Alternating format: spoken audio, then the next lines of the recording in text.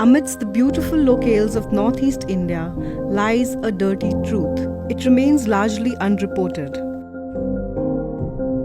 The region is marred with cross-border human trafficking.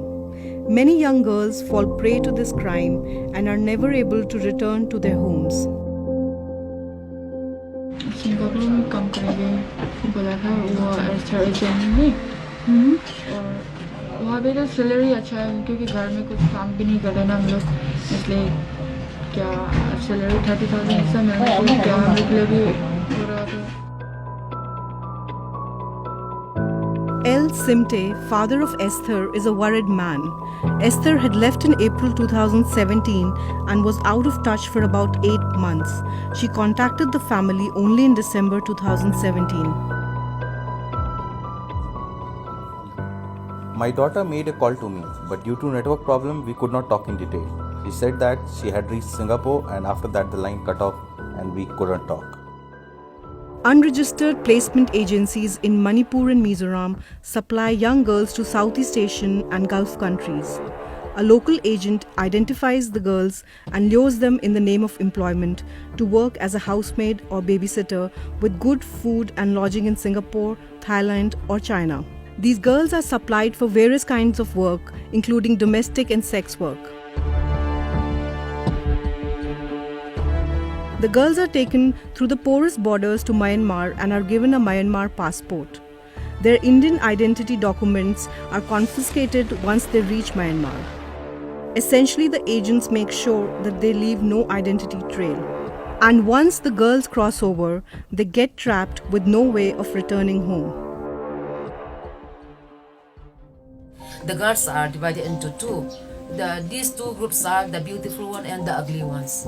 So the ugly ones are kept somewhere, the beautiful ones are separated. We don't know how their living condition would be that side, the beautiful and the ugly. So in that way they spend their life there.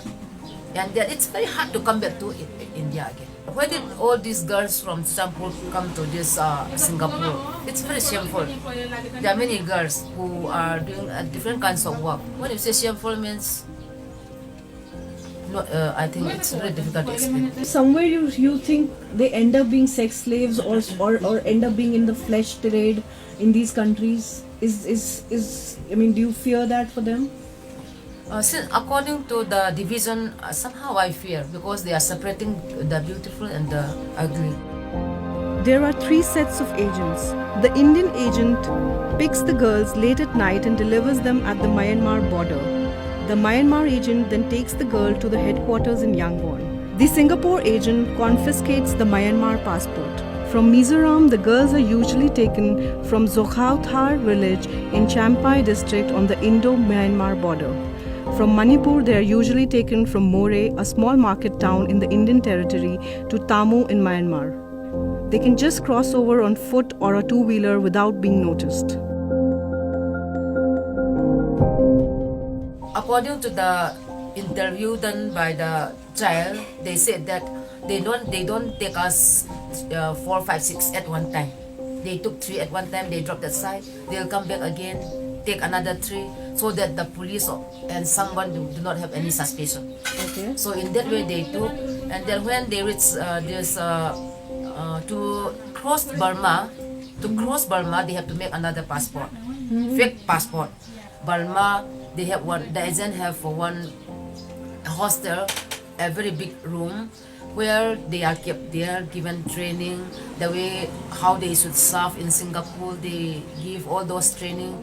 Then after that, they'll make another passport so that they can move to Singapore. To get the Myanmari passport, the girls are taught the Burmese language in the hostel. 17-year-old Mercy from Mizoram was found dead in Singapore under mysterious circumstances. And to her parents' horror, she no longer had an Indian passport. All she had was Myanmar passport with a completely different identity.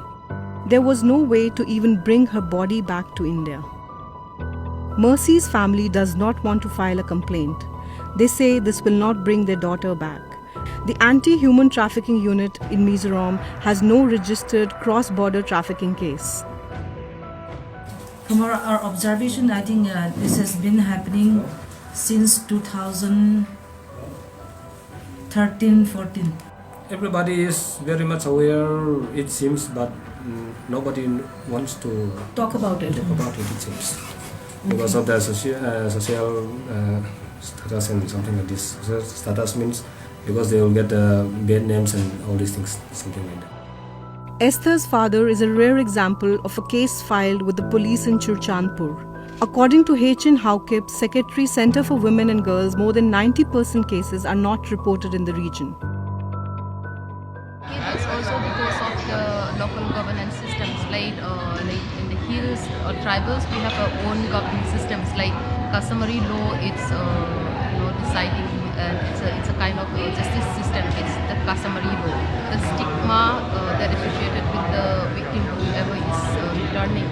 I think this is one of the main factors that people don't want to speak out. More than 50 years because of the APSPA, the conflict, and also specific to the ethnic violent conflict and other armed conflicts 20 years back. Many people of our district, it's like there was mass internet displacement, and their livelihood depends on the chum cultivation. They don't have source of income, and when they don't have regular occupation, that is one. And also lack of educational institutions. It's one very big issue in the hill, because children has to stay away from their parents. Then they become a soft target.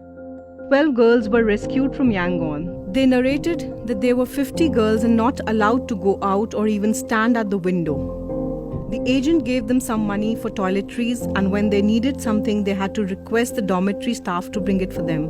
After the rescue, they were sent back to India. They were lucky. The conviction rate is very less. Even that the law enforcement and the government knows who are the traffickers and the recruited agencies, but giving the conviction rate is very less.